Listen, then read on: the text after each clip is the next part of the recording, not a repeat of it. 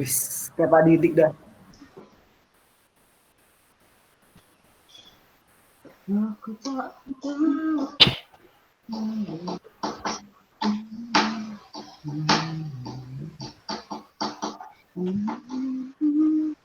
Semangat guys. Gak kelihatan kan ya?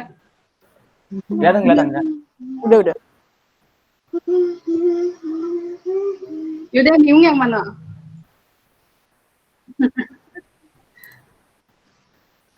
Oke, dah.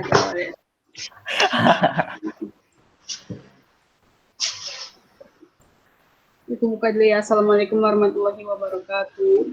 Waalaikumsalam. Waalaikumsalam warahmatullahi wabarakatuh. Warahmatullahi wabarakatuh. Ini belajar ya, bukan tenter. Jadi kalau misalnya ada salah-salah tolong dikoreksi. Salah. Nah, yang materi hari ini itu ada pengakuan pendapatan sama pensiun. Terus yang pengakuan pendapatan ini di materi awal kita udah belajar tentang 5 proses. 5 prosesnya ini bisa kalian lihat nih. Pertama ada identifikasi kontrak.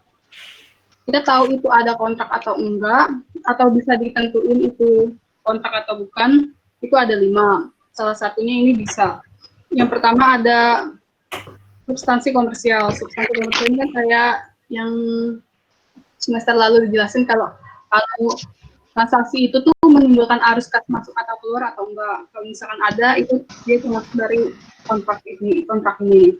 Terus yang kedua, di dalam perjanjian itu ada pihak-pihak yang terlibat atau enggak. Kalau misalkan salah satu kan enggak mungkin. Maka harus minimal ada 2 pihak yang terlibat dalam kontrak. Kemudian ada hak-hak setiap pihak. Jadi yang ngejual sama yang ngebeli itu sama-sama punya hak dalam kontrak. Kemudian ada pembayaran dan kemungkinan uang yang akan diterima dari perjanjian kontrak itu. Terus proses kedua itu setelah mengidentifikasi kontrak, kita identifikasi apakah kewajibannya itu terpisah atau enggak.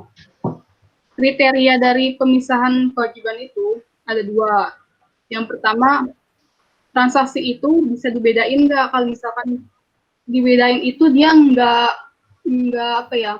menghilangkan fungsinya dia gitu. Jadi misalkan contohnya itu Indomie goreng gitu. Dia ngejual ininya doang atau dia ngejual bumbunya doang, itu kan harus satu kesatuan. Nah kalau misalkan itu dipisahkan dia nggak punya nilai kan, itu artinya kewajibannya satu. Kalau kewajibannya terpisah, itu contohnya mie sama nasi misalnya gitu. Nah dia punya fungsi masing-masing. Terus yang kedua, independen, itu nggak saling bergantung antara satu dengan yang lainnya. Nah udah kita pisahin kewajibannya, terus kita tentuin harga transaksinya. Harga transaksi ini ada 4 jenis kalau di Yeso ya. Yang pertama itu ada variable consideration. Ini kalau misalnya contoh soalnya itu yang kemungkinan penyelesaian konstruksi gitu. Jadi misalkan dia bisa selesai 60%, 30% gitu. Itu penilaiannya ada expected value sama most likely amount. Kalau expected value itu dia itu memperkirakannya sesuai dengan persentase yang bisa dia selesain. Kalau most likely yang kemungkinan dia bisa selesai gitu. Pun ada perhitungannya menggunakan time value of money. Jadi kan kalau misalkan penjualan itu nggak selalu cash ya, ada yang bisa bayar melalui notes atau misalnya saham atau sekuritas lain gitu. Nah itu diukurnya pakai time value of money kayak biasa. Sebelum tes kemarin itu pakai present value. Terus yang ketiga itu ada non-cash consideration. Ini kalau misalnya kontraknya itu dibayar pakai barang gitu. Beli sesuatu bayar pakai aset tetap, atau beli sesuatu dibayar pakai investasi saham gitu. Nah, itu nilai transaksinya itu dari face value dari aset tersebut. Kayak misalnya beli mesin pakai saham gitu.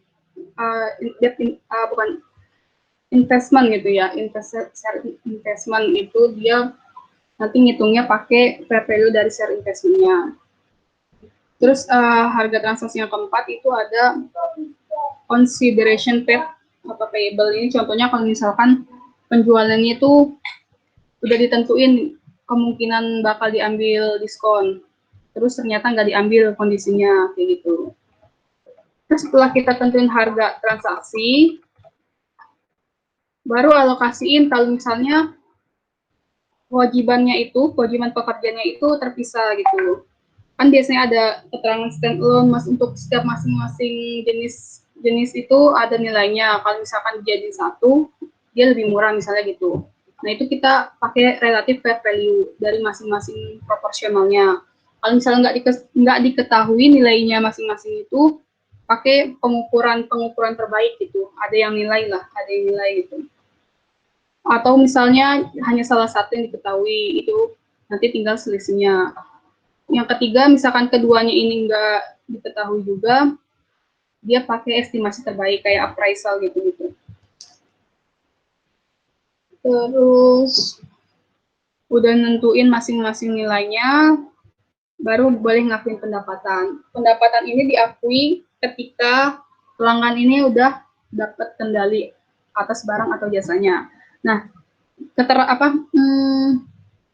syarat si pelanggan udah dapat kendali atau atas barang dan jasa ini ketika perusahaan itu udah punya hak untuk mendapat pembayaran dari penjualan lah atau kontraknya gitu. Kemudian perusahaan juga udah mengalihkan haknya, udah mengasih barangnya atau jasanya. Perusahaan telah mengirimkan fisik aset. Customer telah memiliki manfaat dan risiko kepemilikan yang signifikan. Jelaskan customer itu udah menerima manfaat dari perusahaan. Kemudian yang kelima, customer telah menerima aset. Nah ini ketika salah satu dari 5 ini udah terpenuhi, itu boleh diakui pendapatannya. Untuk contoh.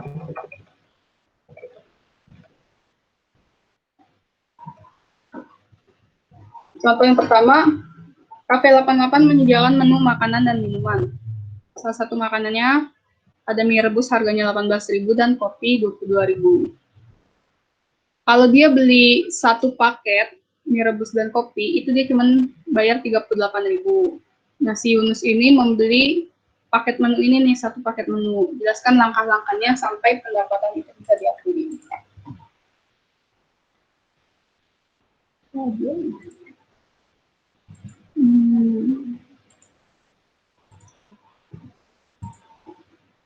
Yang pertama itu ada identifikasi kontrak. Di sini kan ada hak dan kewajibannya ya. Si haknya Yunus apa? Ada nggak? Haknya siapa? Haknya Yunus. Dapat mie rebus sama kopi. Ya, haknya si Cafe 88. Dapat duit. Dapat duit. Ya. Kalau kewajibannya? Ngasih mie rebus sama kopi. Ya, itu cafe. Kalau yang Yunus bayar. ya, Bayar. ya gitu. Nah, berarti kan itu punya hak dan kewajiban. Bisa diidentifikasi kontraknya.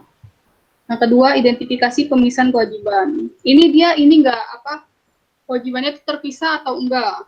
Terpisah. Karena apa? Karena punya harga standalone.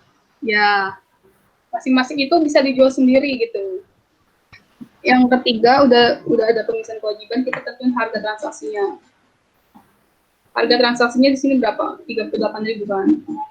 38.000, kemudian alokasi harga transaksi untuk kewajiban. Kita pakai pakai proporsional dari fair value-nya masing-masing. Mie rebus itu kan kalau dijual satuan 18.000. Kalau digabung berapa gitu? 18.000 per total keseluruhan dikali sama harga jualnya. Nah, si mie rebus ini dapat 17.100. Si kopinya kalau beli 22.000. Kalau misalkan diproporsionalin dari 40.000 itu dapat 2.900. Ini kan kalau di total 38.000.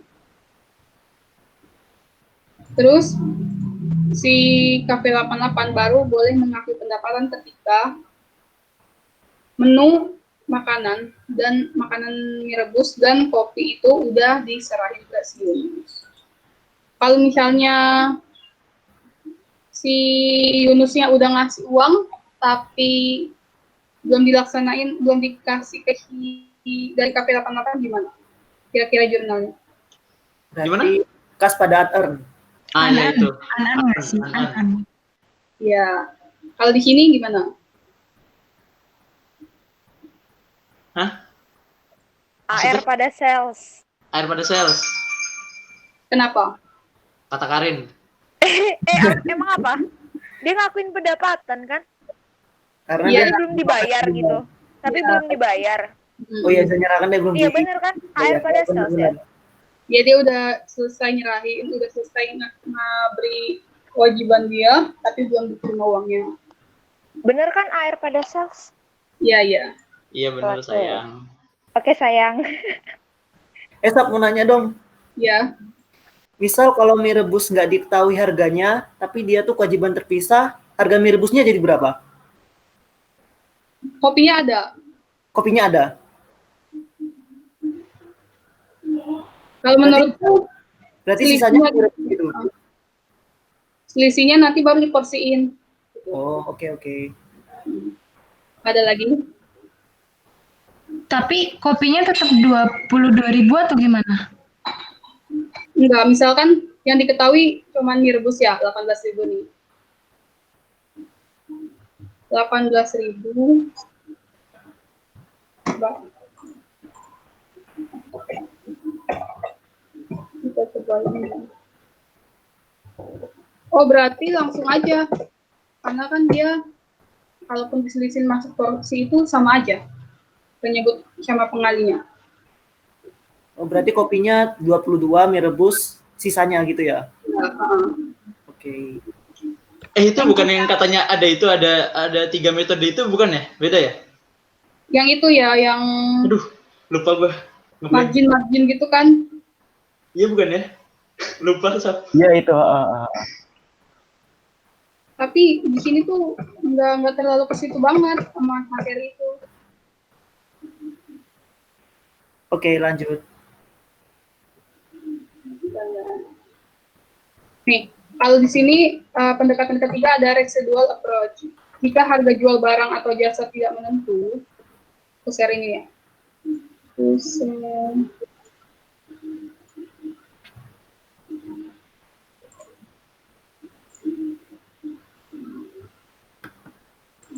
udah kelihatan belum?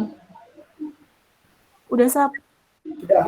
Jadi jika harga jual barang atau jasa tidak menentu, perusahaan dapat mengacu pada total harga transaksi dikurang harga jual barang atau jasa lain gitu. Kayak tadi, langsung dikurang aja. Oh, oke. Lanjut ya. Lanjut dulu.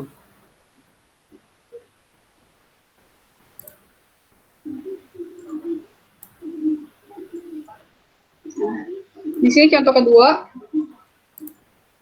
tanggal 5 Januari, aku hapus dulu deh. Aku hapus dulu.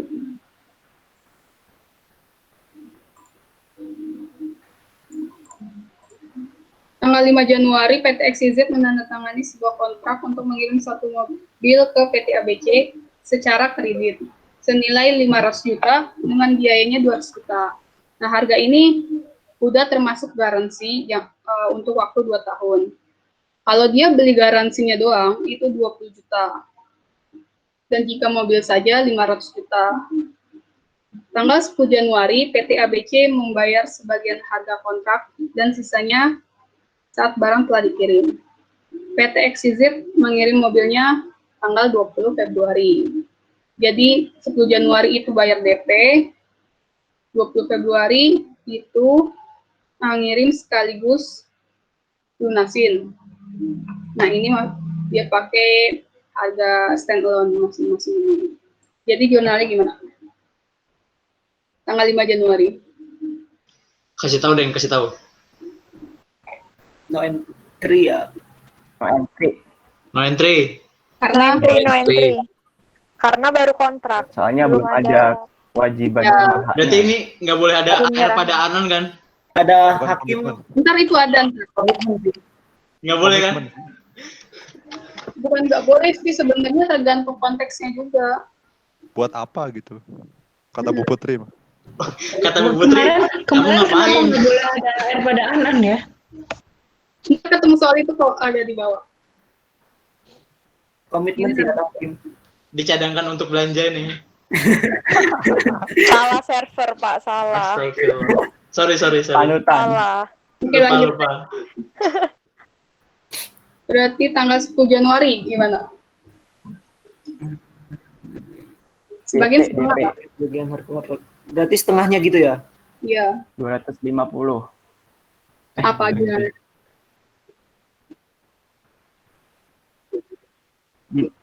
Sebagian kan setengah. Iya tadi Kecuali diketahui presentasinya. Dia asumsiin aja. Ya udah nih ganti. Dasar dedeng.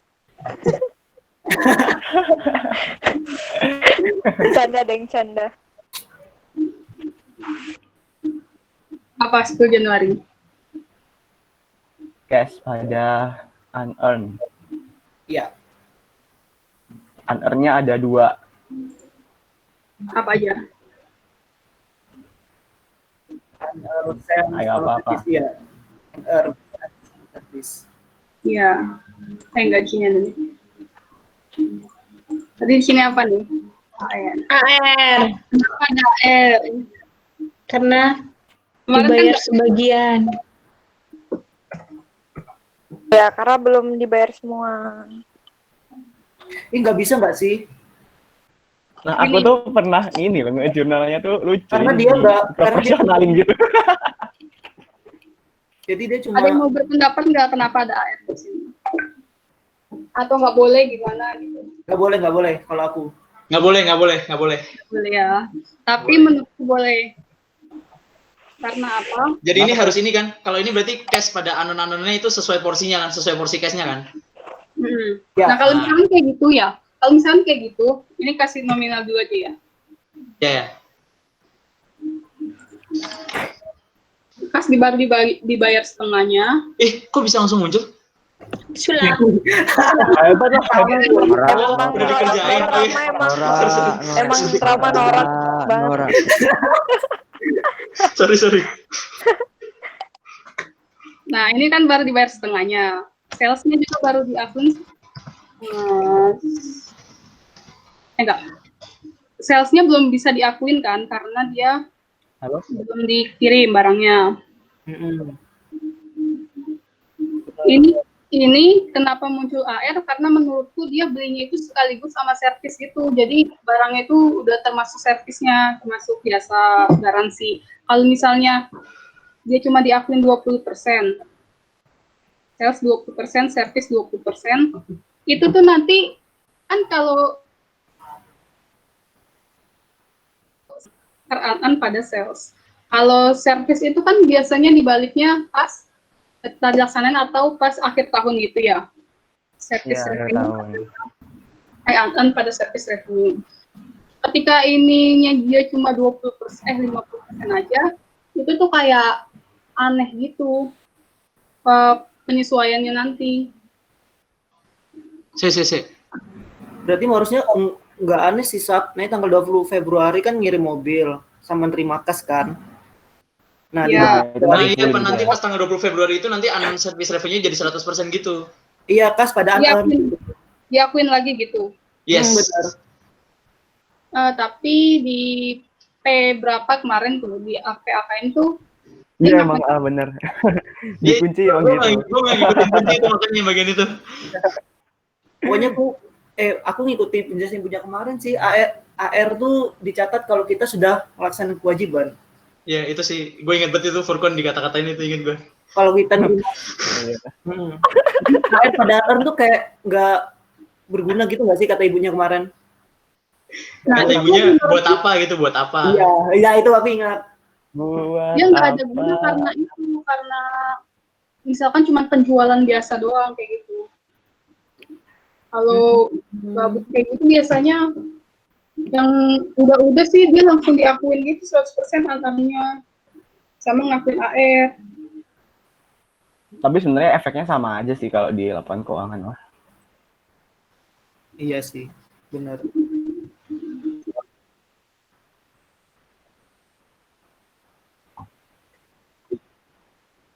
Iya, kayaknya gitu. Coba kalau misalnya ini setengah doang nih. Ini setengah. Terus nanti berarti pas 20 Februari ngakuin ini lagi gitu. Benar. Iya. Tapi kas anon pada enggak kas anon nanti ada sales revenue lagi. Soalnya kan sales revenue udah tuh. Ya. Jadi di debit nanti kas akan sales, nanti kreditnya sales revenue penuh, tambah akan service revenue sisanya gitu. Sisanya betul. Gitu nggak sih? Iya. Betul. Ya gue nggak ngerti bener apa nggak sih, tapi gue ngerjainnya gitu waktu kemarin. Cakep banget Dedeng emang Dedeng. Tapi ribet sih memang. Bu Putri minggu ini pakai WA lagi aja lah. Nggak kuat gue ya. Tapi lebih paham loh Ram. Gini ya, Sih. Iya benar. Iya. Iya betul. Benar. Cashnya separuh, anonnya Iya, separuh, iya. sales revenue-nya full. jadi kalau mau ikut Bu Putri. Tapi sebenarnya tuh nggak apa-apa kayak gini sih. Tapi kemarin nggak boleh ya. Nah,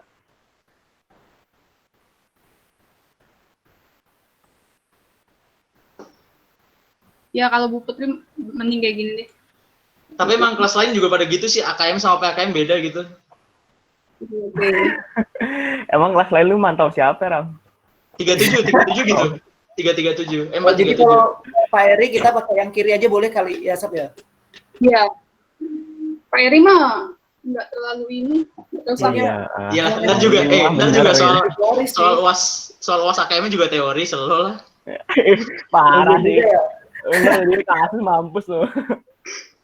Ya udah berarti ini nanti tinggal Buat apa susah? berarti ini setengahnya ya. Sama kayak gitu.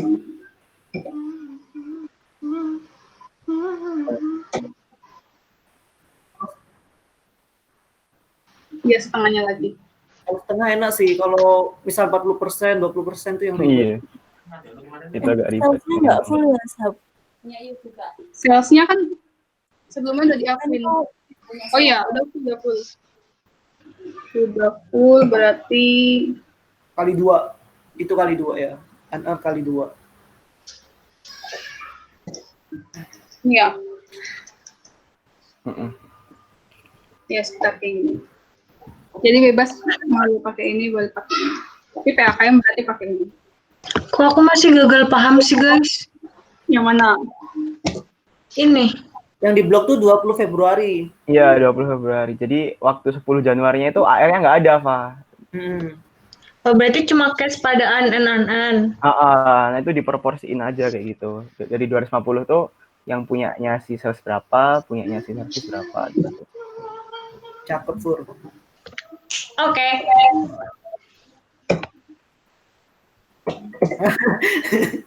Bisa. Kajal lagi nggak ngepantun. Sorry. Hakim mandi lama banget, udah belum sih? Udah masuk. Oh udah. Tapi emang lama gitu. Waktu dia ngomong mandi sama selesainya itu lama gitu. Oke lanjut 20 Februari. Berarti gimana? Kalau menurut ini dulu.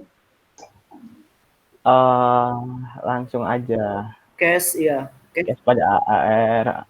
Oh, enggak.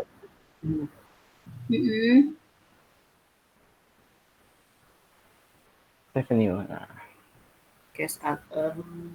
Iya, cash AR. Ada Ini ya. sales. Betul. Oh, si servisnya ntar tinggal di akhir tahun ya. Ya. Berarti ya dari. Oh. Ngakuin apa lagi kalau udah ada sales? Jokes. Ya. Itu gue sering lupa loh, serius anjir. OGS sama. Gimana cara biar inget ya? Pokoknya ingat aja ada sales revenue ada. Iya sih, tapi kayak terlena gitu loh habis ngitung ini nih besar. Jauhnya nggak dihitung gitu. Nilainya 200 ya. Biayanya 200 juta. Tuh. Oke.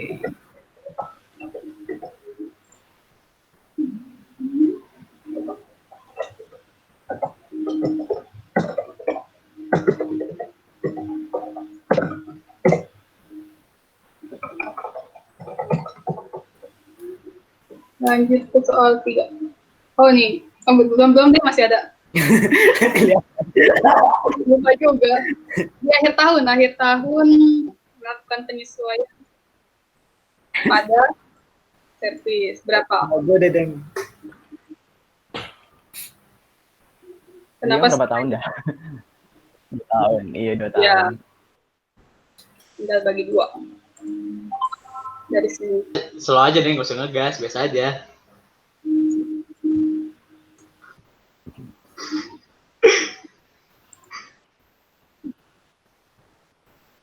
Jangan belajar.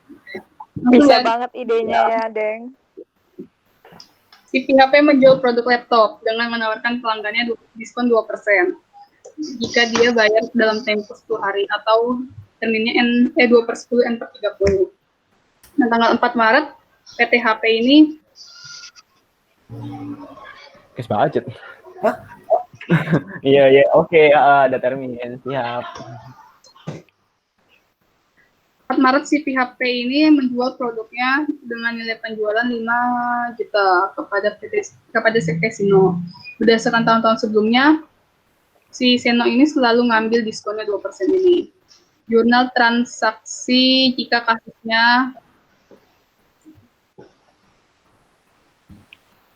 jurnal transaksi jika kasusnya itu dia menggunakan gross dan menggunakan net. Nah, di tanggal 4 Maret. Benar gimana? 4 Maret itu berarti AR pada Langsung aja ya. Air pada sales. sebesar grossnya Berapa? 5 juta berarti. Ya. Ini malah tentornya juga yang jawab, woy. Oh iya, gue ikut belajar gimana, belajar banget di kata si ini. Kalau pakai net, AR pada sales revenue juga. ya nilainya Net. hmm, 49. Kirain ini yang di kanan jurnal kas lah. Anjir. Iya, bener game. Kebiasaan. Nah, jadi kalau misal bedanya cuma di awal ini nih. Jangan lupa. Terus tanggal berapa lagi? Tanggal Waktu bayar 10 hari ini. 10 hari. Berarti Ada apa? iya, Pelunasan. 14. Pelunasan. Oh iya, pelunasan. Gimana kalau pakai gross? Ada sales diskonnya. Iya, ada sales diskon. Ya, Sales kan revenue. Cash pada AR dan sales diskon. Enggak, coy. Enggak dong. Cash sales diskon pada AR. Kalau yang net baru sales diskon forfeited.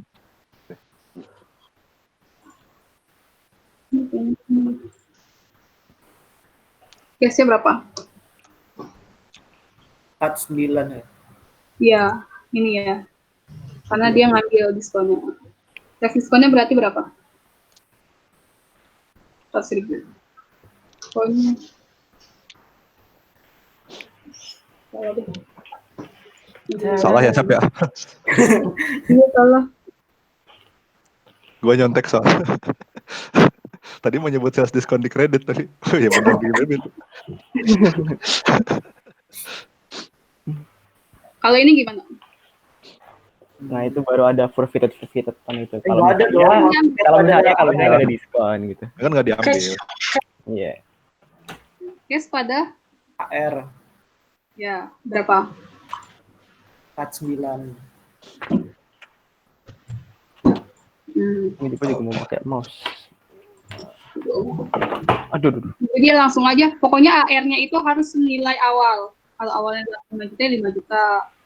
4 juta 900. Nanti tinggal selisihnya kalian cari di akun apa gitu. Lanjut ketika pelunasannya itu nggak diambil di sini. Mana? Ya, berapa? 5 juta. 5 juta. Yang ini? Cash. Yes.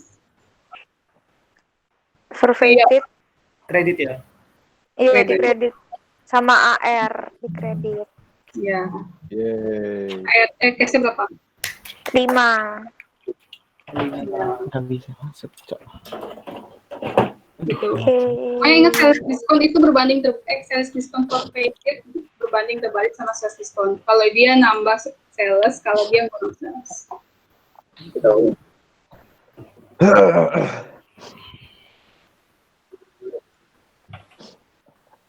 Lanjut ya. Rada sakit gua. Lanjut. Sakit apa, Kim? Sakit hati ya. Iya kan. Gua mau ngomong gitu kasihan gitu. Lanjut kalau dia pakai ini. Nah, ini nih. Variable consideration. Dia mau bangun gedung GOR dengan menandatangani kontrak senilai 250 juta. Bakal dikasih bonus 50 juta kalau selesai tepat waktu. Bonusnya akan berkurang 10% tiap minggu untuk setiap minggu keterlambatan. Selain ada kontrak, CV ini juga berkontrak dengan PT yang lain gitu ya, PT Siapuas. Dengan mempertimbangkan kontrak yang ada, si CV Firma ini yakin 60% selesai tepat waktu, 25% telat seminggu, dan 15% telat 2 minggu. Nah, variable consideration ini contoh soalnya dia bisa potongan harga, samanya di diskon, rabat. Di sini kan contohnya bonus kinerja, atau bentuknya juga royalti. Kalau Nggak boleh. ada lah. Kan ini pengakuan pendapatan. Iya, bingung tuh jurnalnya gimana nanti. Ini kayak ini sih jatuhnya kayak konstruksi gitu nggak sih? Jadi penyelesaian selesai sekian, di akun sekian gitu. Kayaknya sih. Tapi kalau di kemarin nggak ada ya di Pak AR itu. Iya, nggak ada. Emang Ya, hitung doang, nggak pernah ada jurnalnya itu. Nggak ngerti Tapi juga. kemarin tugas ada jurnal deh kayaknya. Jurnalnya sebenarnya kayak biasa aja, cuma perhitungannya kan ada yang Iya. expected value sama most likely. Saya mau motong. Nggak boleh. Nggak boleh Ram, nggak boleh Ya motong, nggak sopan. Nggak usah. Udah nggak jadi. Langsung nge-mute ya, anjir. Kalau expected itu yang ada lebih dari 2 kemungkinan, most likely cuma ada 2 gitu. Iya. Yang Iya paling, kan? yang paling Paling gede presentasinya. Loh iya, misalkan dia ada 3 kemungkinan. Ah. Dia udah pasti pakai expected, nggak bisa most likely. Bisa juga Ram, most likely. bisa juga. Cuma bisa most likely juga. itu langsung ngambil yang kemungkinan paling gede. Berarti emang ini nggak sih kayak tergantung perusahaannya mau ambil yang metode apa gitu kali ya? Berarti bukan kita yang Ada kok, ada syarat-syaratnya itu. Kalau dia harus sudah terbiasa sama kontraknya gitu. Oh, iya pakai most likely ya. itu baru most likely ya. Gak tahu deh. Masih tahu gak sih? Lupa anjir. Atau saat penerbitan SP2D, siapa tahu. Oh iya bener, SPM sih. Mulai juga lagi. Nggak sih, kalau most likely itu biasanya dia tingkat keyakinannya udah yakin-yakin banget gitu. Waduh. Ya. Waduh. Nah, coba kita pakai dua metode. Kalau expected value hitungnya gimana? dikalikan kemungkinannya. Kan ada 3 kemungkinan ya. Tulis proporsinya dulu. Tepat waktu seminggu dan 2 minggu. Telatnya. Saat tepat waktu, perhitungannya gimana? 60%. 250 Kali kaliin 250 apa 300? Jangan salah ya. Dan tepat. Nah, di sini udah langsung nih tepat waktu. Kalau misalnya di tepat waktu kan dia dapat bonus plus dapat kontraknya dikali sama kemungkinan penyelesaian. Telat seminggu berarti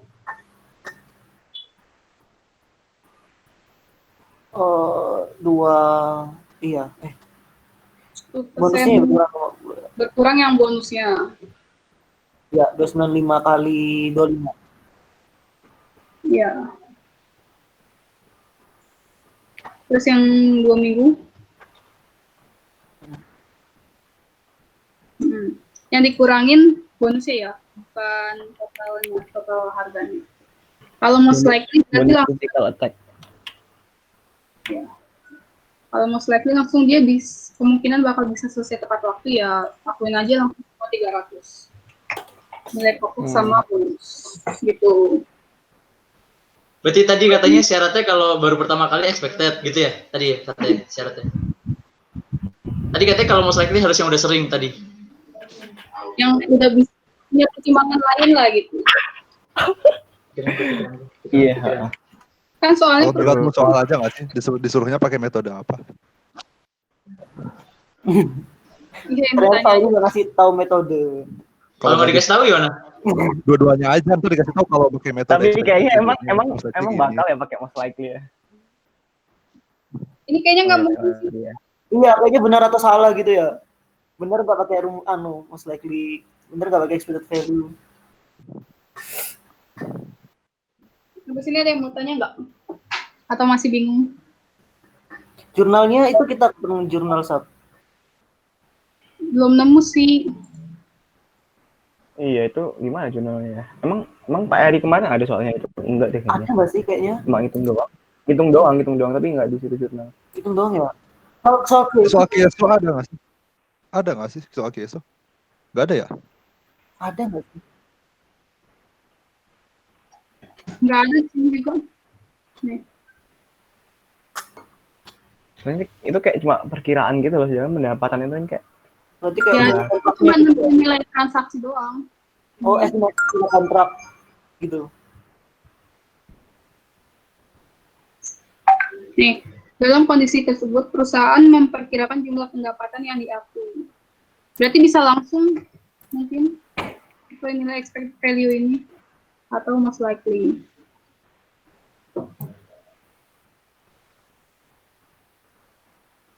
Tapi belum ada sih jurnal-jurnalnya.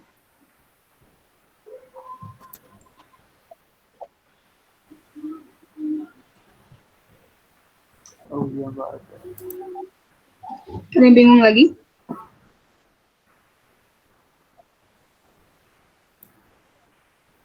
Lanjut ke sini ya.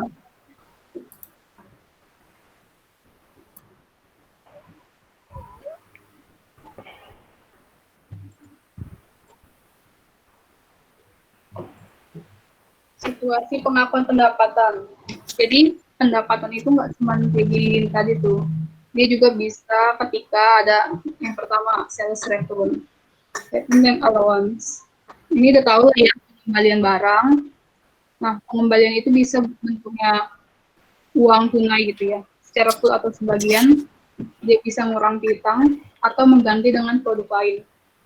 Mengganti dengan produk lain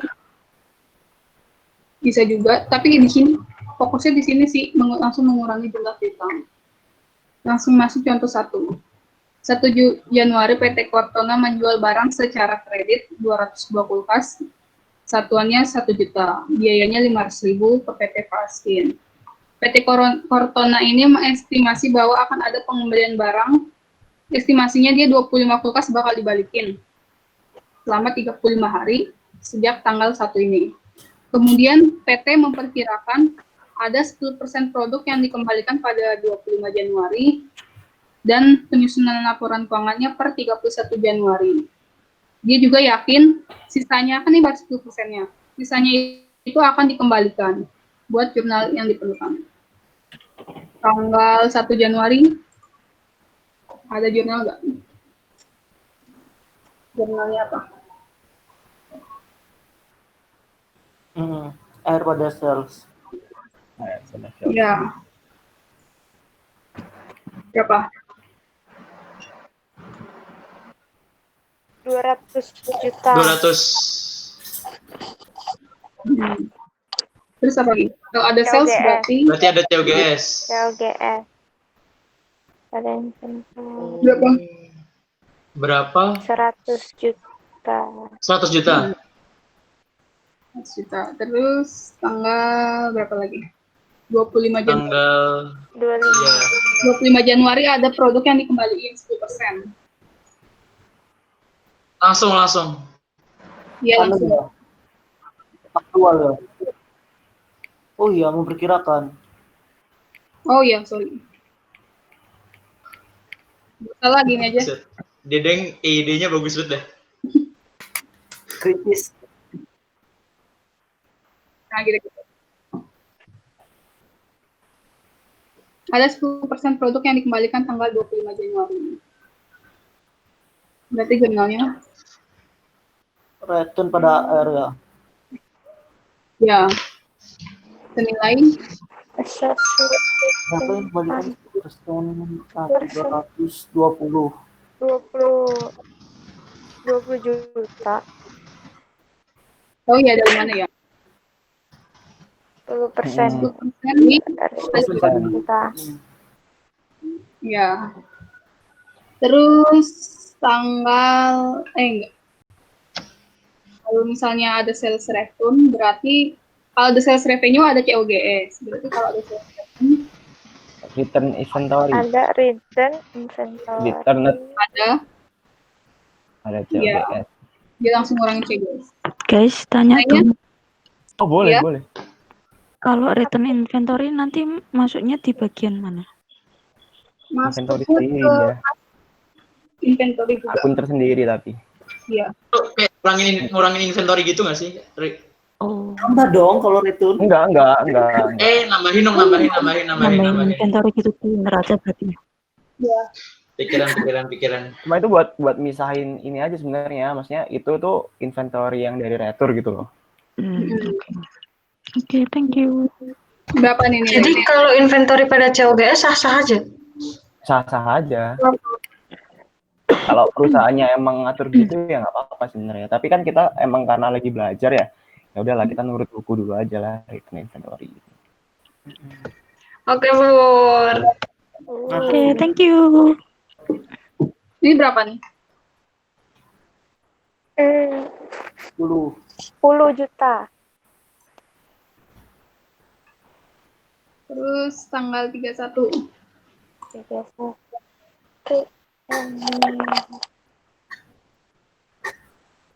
Iya. Nah, Berarti kan jurnal-jurnal gitu itu cuma di akhir tahun aja kan ya Siap ya? Maksudnya untuk ini ngakuin apa sih namanya? periode. Akhir periode itu masih ada 5 kan berarti kan? Tadi kan baru 20 produk dibalikin. Tapi dia bakal estimasi bakal ada 25 kulkas yang dibalikin. Berarti ada sisa 5 lagi. Sisa 5 lagi ini dia prediksi bakal dikembaliin lagi. Berarti bikin jurnal pas 31 Januari penutupan itu gimana?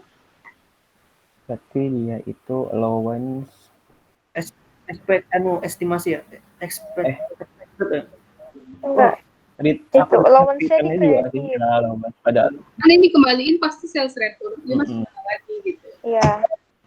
Nah, kenapa di allowance? Ya karena dia belum benar-benar keluar gitu PR-nya.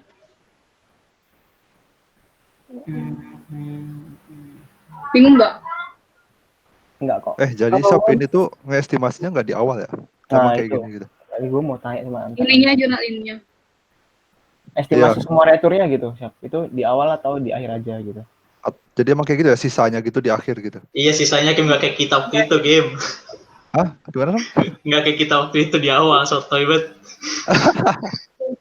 Iya sih, salah kemarin. Allowance itu masuk mana, Sal? Kalau itu aset, Ngurangin ini kan? ngurangin AR. AR. Oh iya. Ngurangin AR. Mm-mm. Hmm, oke. Jadi kayak cadangan lah gitu.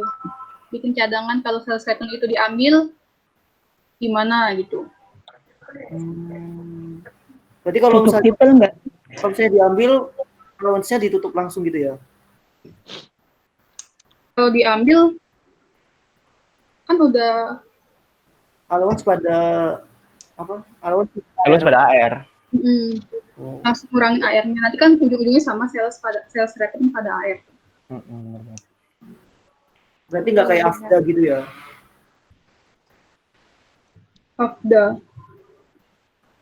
Afda piutang habis pun ditutup kan Afdanya. Oh iya. Gimana?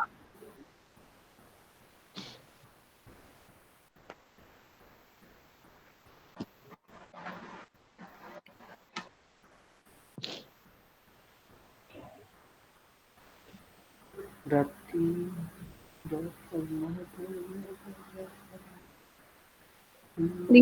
produk. 5 juta. Kan sisanya ya 25 kurang 20 kali 1 juta. Terus ininya gimana?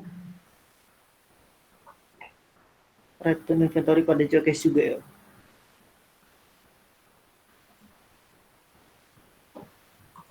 Estimasi. Bisa Sebenarnya ada estimasi. itu masuk mana ya? Estimated inventory return. Ayo masuk mana? Ada tahu? Masuk. Masuk di neraca pengurang inventory nggak sih? Harusnya Iya. nambah dong, Tim. Kenapa lu? Nambah dong. Nambah, ya astagfirullah kok pengurang sih. Nambah. Ya, nambah. Tambah. Inventory itu ingat aja inventory kan akun baca gitu. Tinggal disuain aja. Mau tanya, Pur. Wah, rusak. Ada Rifki tuh, ya ampun. Ya gimana? Itu kalau misal dia udah ngestimasiin tapi nggak jadi diambil, tinggal dibalik doang. Atau Ini gimana? ya, yang ini ya. Yang estimasi.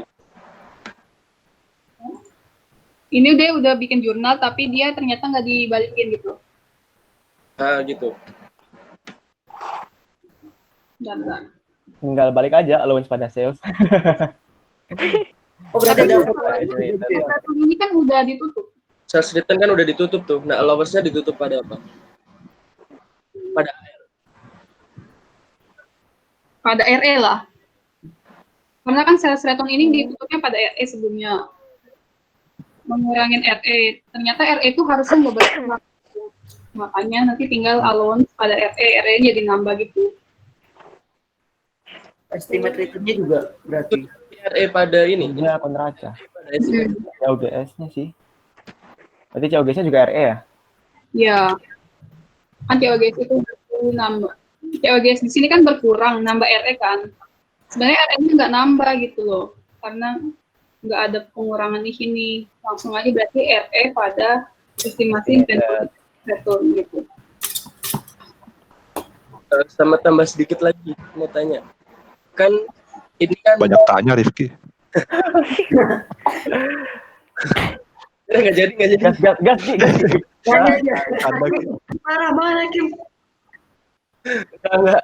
Ini kan kebanyakan kita kalau nemuin soal sales return itu estimasinya karena dia udah tutup buku tapi belum di-return kan, dibalikin kan. Nah, Ya. kemarin waktu apa ya?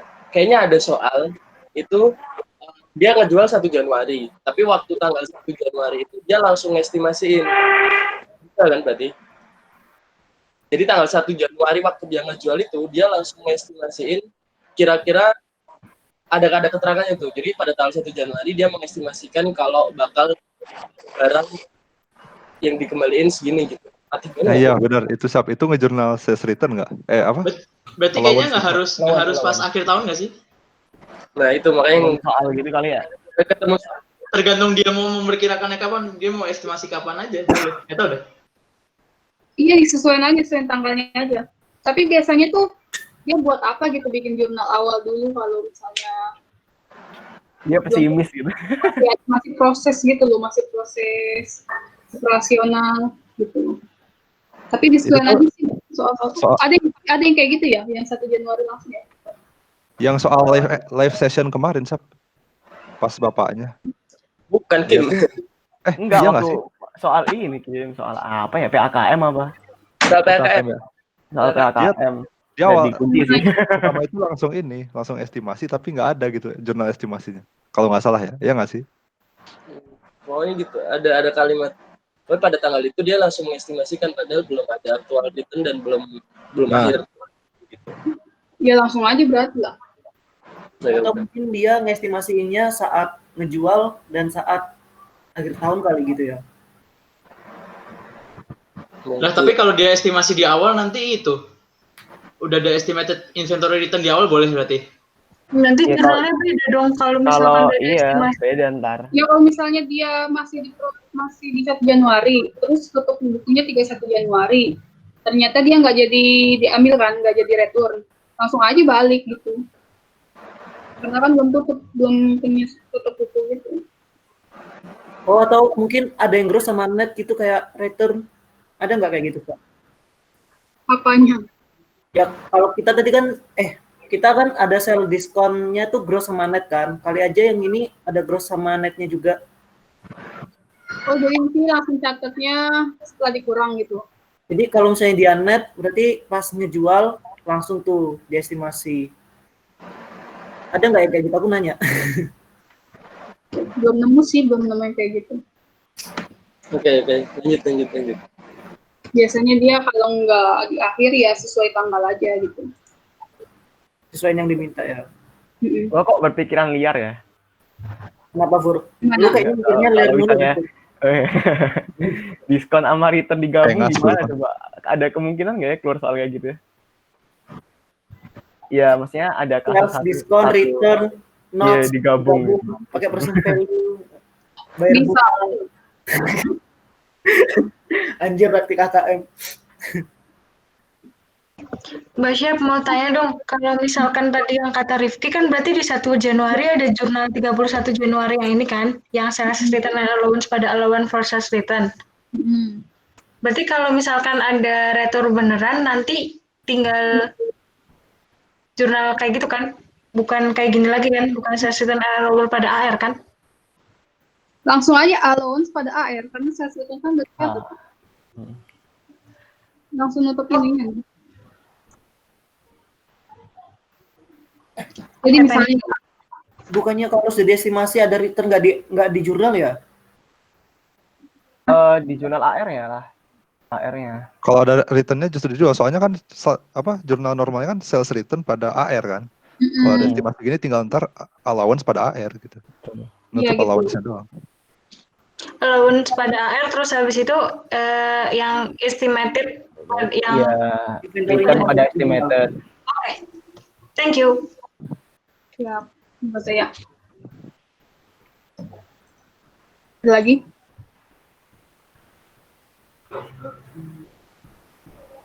Lanjut, Syap, banget. Lanjut biar kita jarpurkan ya, yang kontak. Oh, bagian Faruk. Udah, ayo, udahan. Cabut. Konstruksi. Nah, ini Ayo sih. Canda, Fur, canda. repurchase agreement atau repo ya. Kalau ini kan jual beli yang bisa dibeli lagi kan. Kayak misal perusahaan itu butuh dana gitu ngejual sesuatu terus nanti barang itu diambil lagi. Contohnya itu PT Toyota dealer mobil menjual mobilnya ke TV Angkasa seharga 100 juta. Nah, dia setuju untuk kembali. Enggak. Dedeng mulai. Nah, dia setuju nih bakal balik lagi tuh si mobil gitu, bakal dibeli lagi dengan kewajiban tanpa syarat pada tanggal 31 Desember 2020 dengan nilai beli kembali 1 juta buat jurnal yang dibelikan. Yang pertama kita ngitung apa? Ada ngitung-ngitung nggak? Ada. Liabilities nggak sih itu? Hitung suku bunganya dulu. Biasanya kalau kayak gini tuh nggak dikasih tahu bunganya, dia langsung harga jual berapa, harga beli lagi berapa. Gitu. Nah, ngitung bunganya itu pakai sama kayak bond time value of money itu atau manajemen keuangan itu. Nah, rumus present value kan future value dibagi sama present value principal ya, yang 1 plus R pangkat N, 1 plus N pangkat N. Ya, dia Langsung pakai nilainya. kayak ordinary sum of one kan ya? Ya. Oh, oke. Nah, present value-nya kan berapa nih? 100 juta. 100. Ya, 100 juta, terus future value-nya pas dibeli kembali 121 dibagi 1 ditambah R pangkat 2. Ini operasi aja biasa nih. Nice. Ini kan kita taruh depan, tinggal ini bagi ini. Ini bagi ini. Dapat 1,21. Berarti 1 plus R kan dari 1,21 ya? 1,1. Berarti R-nya tinggal 1,1 kurang 1, dapat 10%. Berarti ini suku bunganya dari 100 sampai 121 itu selama 2 tahun, 19 ke 20, itu 10%. Berarti jurnal tanggal 3 Januari gimana?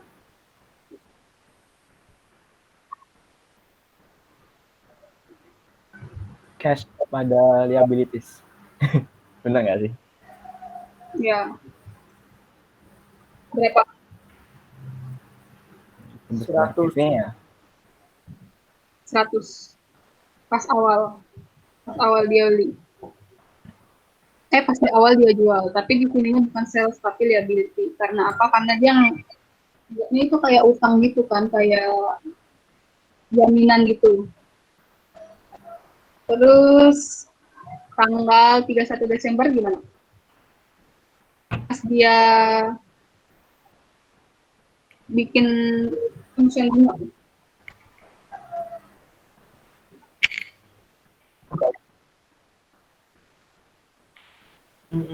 Ya, dia kayak ini ya, kayak jenis amortisasi gitu.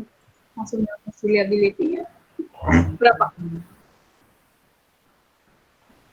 Pendapatan. Repurchase. Oke. 100 juta kali 10%. Ya, 10 juta ya.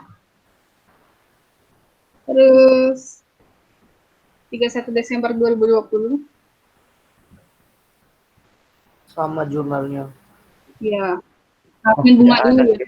Bunga dulu. Berapa nilainya? 110 kali 10%. Ya.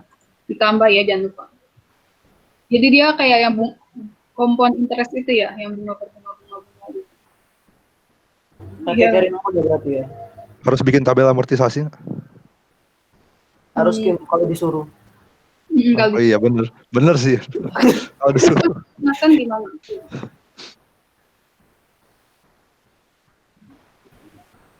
Pas lunasin?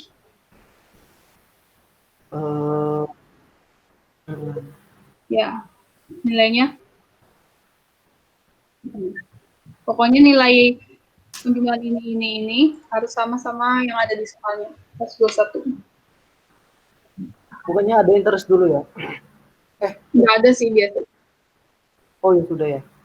Oh 2 tahun dan. Jadi masih bingung? Ada case ekstrim nggak, Sab? Kayak misalnya nggak bisa ngelunasin tuh gimana? Nggak bisa lunasin.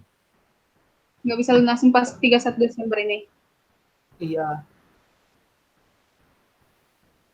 Aset gitu ya? Liability pada aset kali ya? Sama loss gitu kali. Tergantung dia nyerahinnya apa dulu. Kita harus ngejurnal depresiasi juga berarti ini, Sab ya? Depresiasi, iyalah masih. Karena itu masih aset kita. Aset kita dipindah tanganin doang gitu. Sebenarnya ada lagi, tapi nanti kalian pelajari sendiri aja ya. Di sini bingung nggak? Ada yang masih bingung nggak?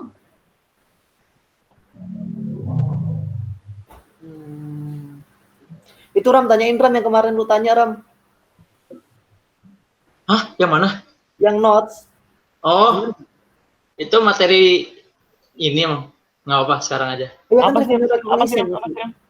Itu loh yang katanya kemarin tuh apa ya? Franchise atau apa ya? Kalau nggak salah, franchise kan? Kan masuk juga nggak sih revenue Iya, recognition? makanya. Kemarin tuh ada materi franchise kan. Nah, dia tuh kalau nyatet franchise, cash notes pada unearned, notes receivable. Nah, itu boleh ada notes receivable pada unearned. Tadi katanya akhir nggak boleh kan? Nah, tapi kemarin tuh ibunya Soalnya itu bilang, udah kayak ada syarat pencatatannya gitu loh, Ram. Jadi kan emang biasanya kalau di soalnya franchise itu kan ada setuju untuk menandatangani notes sebesar berapa gitu kan. Notes Ya, mah ada berarti- bendanya kali Ram. Kayak kalau iya, AR berarti- pada unearned Maksud gua kayak nggak ada apa-apa. ada memang benar-benar Iya, transaksi apa-apa notes gitu. gitu loh. Kalau accounts payable kan hubungannya itu sama lebih ke penjualan gitu loh, Ram. Kalau notes kan dia lebih long term. ya jadi kesimpulannya apa? Iya, kalau notes bisa. Kalau notes bisa gitu. Disclaimer nggak berarti. Berarti nanti misalkan tadi yang soal tadi diganti dia menandatangani notes bisa berarti. Bedanya notes sama AR apa sih? Secara fisiknya gitu. Oh. Iya, ada suratnya gitu. Kalau Jadi AR karena tuh kita- lu udah ngakuin doang aja gitu loh. Kayak Air tuh cuma ngomong doang. Wow. Oh. Itu mah lu Kim, sorry. Oh itu. Ya udah deh. Kemarin. Iya itu sih berarti ya. Oke deh. Ya ntar nggak ada orang, soalnya sih, Ram. nggak ada orangnya, Kalau nggak ada seru soal. di serempet nggak seru, nggak ada orangnya. Lanjut Ini Sam. Ini masih banyak banget guys. Ini masih mau lanjut apa? Maksudnya nggak mau besok atau gimana gitu. Sini masih banyak banget materinya anjir. Alasan aja si Furqan belum kelar. Lah, enggak gitu. Iya. Ya emang Iya. ada malesnya juga. enggak ada yang enggak, coy. Alasannya Fur. Nih, lanjut dulu ya. Yang selanjutnya ada bill and hold. Jadi kalau misalkan ini ya dia udah bayar tapi belum diambil barangnya gitu lah mudahnya. Nggak ada jurnal khusus lah, sama aja gitu. Cuma numpang taruh.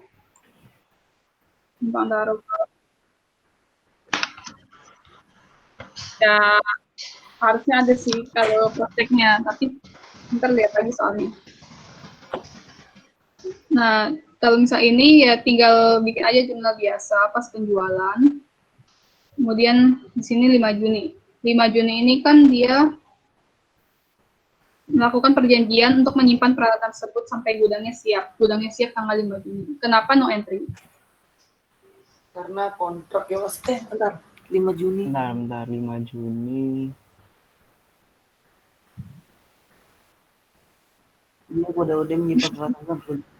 Karena udah kejualnya kan tanggal 3 Maret, jadi yang itu Iya, tinggal ngirimnya aja gitu loh. Iya gitu. Jadi ya 5 Juni itu udah urusan si Kelontong masalah gudangnya itu. Nah pas tanggal 6, ini pelunasan kan, pelunasan tanggal 6, langsung cash pada AR. Karena di sini kan dia bilangnya peralatan ini telah diserahkan ke toko pada saat tanggal tanda tangan pembelian. Dia bisa langsung melakukan sales revenue ini. Gitu. Apa? Apa Itu aja yang Oh iya, basi sih. udah lama-lama udah capek dengerin deng. Terus lanjut ke prinsipal agen. Nah, kalau ini tuh cuman teori dulu juga sih, hampir sama kayak konsinyasi dia. Jadi si agennya ini ngejual barang-barang prinsipal, tapi dia nggak punya barang itu, nggak punya barang fisiknya di dia. Jadi yang punya itu si prinsipalnya. Pokoknya si konsumen beli di agen tuh harus bisa mastiin kalau barang yang dibeli itu ada di prinsipal gitu. Contohnya itu ya ini, prinsipalnya ibu kos gitu ya, atau ibu kos, agennya mahasiswa. Nah kan si mahasiswa ini nggak punya kosan kan, yang punya itu si kos. Nah dia nawar-nawarin ke mahasiswa baru gitu. Dapat duit gitu, komisi. Untuk si agen juga harus mastiin posnya ini ada yang kosong gitu. Sama kayak dropship nih, kalau sistem Iya, dropship, dropship ya. kalau gitu-gitu kan. Just tip gitu masuk nggak? Jadi masuk Beda nggak sih Kalau kalau just tip? Itu dia beli. Iya. Oh beda ya? dia nama prinsipal. Oh iya. Mungkin calonnya calo resmi gitu kali, kayak apa? Traveloka. Nah, iya bener itu calo loh sebenarnya. Itu calo. Ya jadi intinya sih kalau misalkan dia ada hubungannya lah sama prinsipal gitu.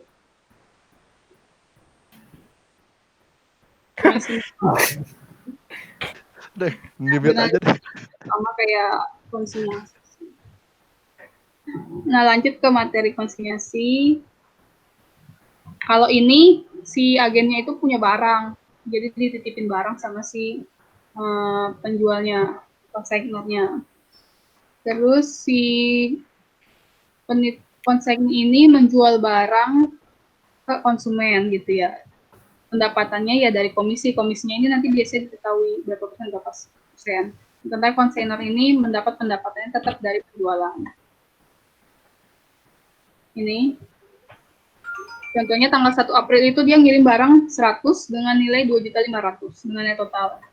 Pengiriman perlu biaya kirim sebesar 375, dan untuk meningkatkan penjualan 20 April dia melakukan pemasaran dan butuh biayanya 250.000. Biaya ini nanti bisa diganti sama si konsignor ini tanggal 31 Desember. Barang dijual dengan harga 50.000 satunya. Jika diinfokan di tanggal 5 Desember telah berhasil menjual 1/4 dari yang dititipkan dan mendapat komisi 6% dari penjualan, dipasang dari penjualan, buat jurnal yang diperlukan untuk kedua pihak. Yang pertama itu pas penitipan. Penitipan itu kita nyerahin barang, inventory di dia, itu namanya inventory consignment. Pada finished good inventory. Finished good inventory itu kan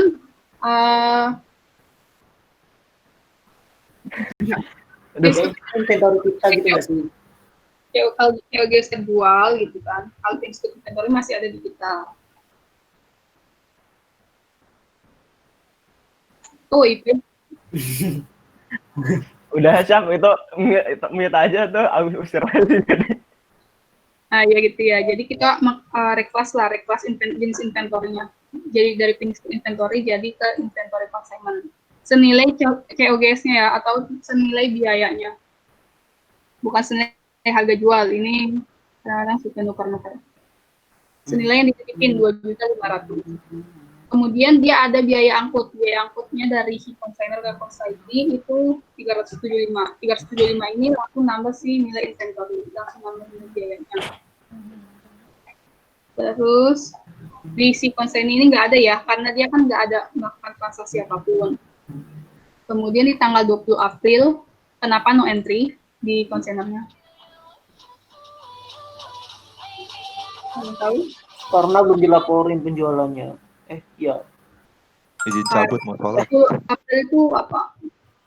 Oh. Karena pengeluaran konsigni. Iya, advertising-nya itu belum dibayar sama si konsignor kan. Baru dibayar sama si konsignor. Si konsignor ini langsung ngakuin biaya pemasarannya sebagai piutang dia yang bakal nantinya ditagih. Makanya di sini bukan advertising expense atau sejenisnya, tapi dia langsung ke piutang, receivable from konsignornya. Ya.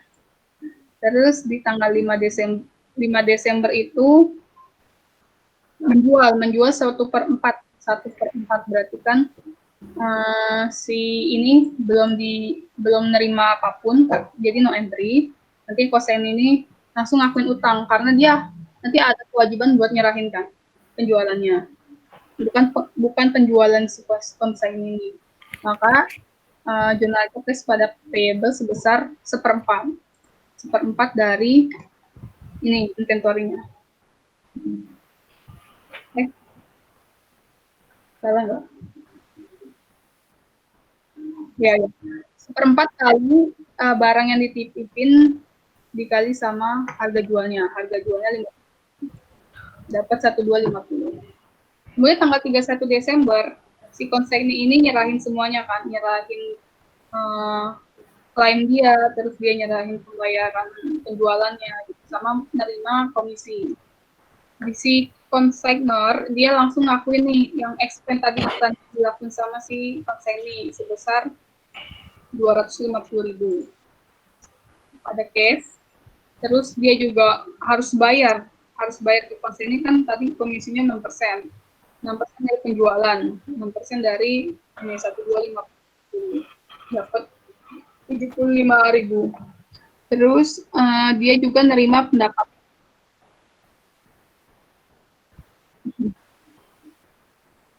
Ya kan namanya dolar. terus dia ngakuin pendapatan hasil jualnya pada revenue sebesar harga jualnya gitu. Terus di sini di konsignee dia kan udah dibayar nih testing expense-nya, maka dia balik ke ini. Kemudian dia nerima komisi sebesar 6% tadi kan. Sama nyerahin hasil jualnya dia. Utangnya dia ke si konsignor sebesar itu. Atau kalian kalau mau guna langsung satu nggak apa-apa ya.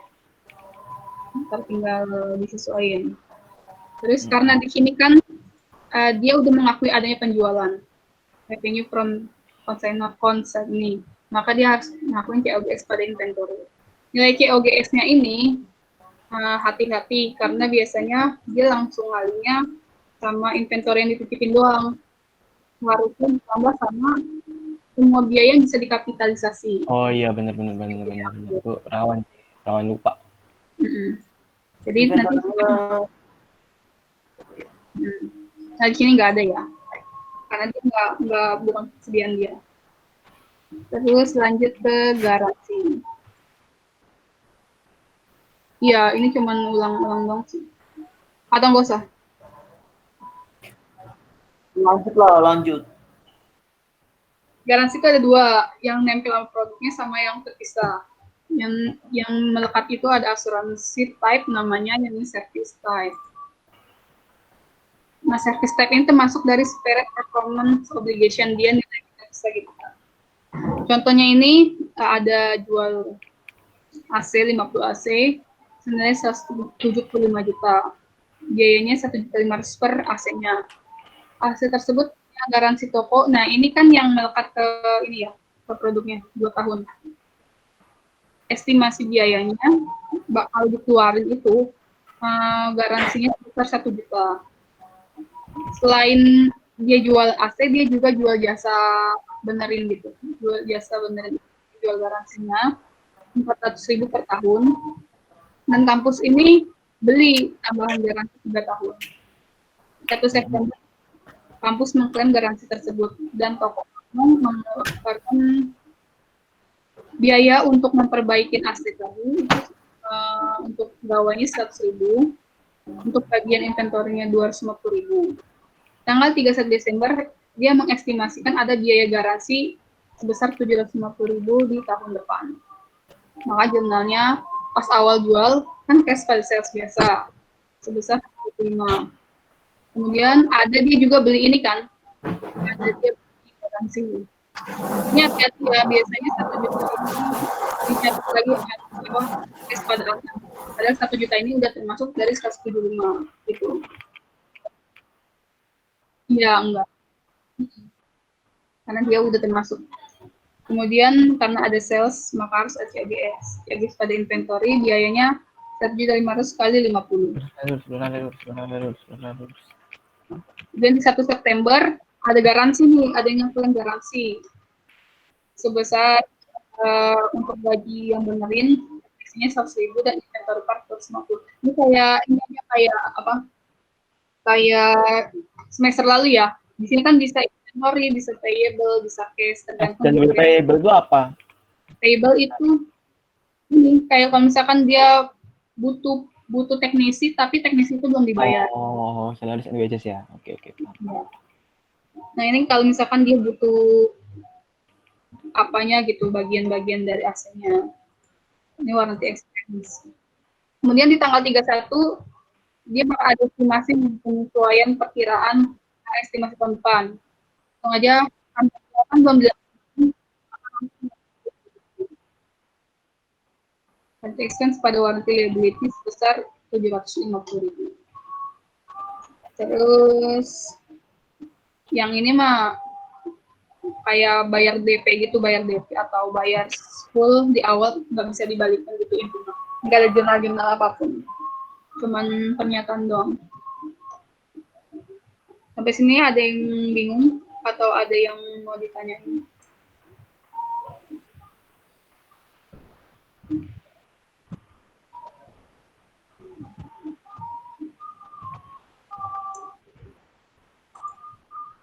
Kalau nggak lanjut kurban ya? Guys, BTW ini ada yang mau start dulu nggak? Oh iya, udah cabut ya. Nggak ada yang mau start dulu nggak? Chris, maksudnya mungkin jangan gitu. Iya, soalnya di tempat gue juga udah azan. Kalau Gue juga udah mulai azan sini. Lanjut malam dong, lanjut malam. belum 11. ngerjain kos, Rin. Jangan 11. 19 gak apa-apa sih. Atau habis maghrib langsung gak apa-apa. Iya, jam 8. Ih, maghribnya beda-beda. Udah 19 deh. Atau 19. Jam 7 lah, jam 7. Oke. Oke. Tadi 19. Oh iya, bilang doang. Oke, 19 ya, guys. Kita ketemu lagi. Ini live dulu. Iya. Abeb sih kalau mau sih. Sombong banget banyak kuota. Pakai wifi. Iya, sombong banget. Emang Rama. Yaudah deh. See you again, guys. Oke.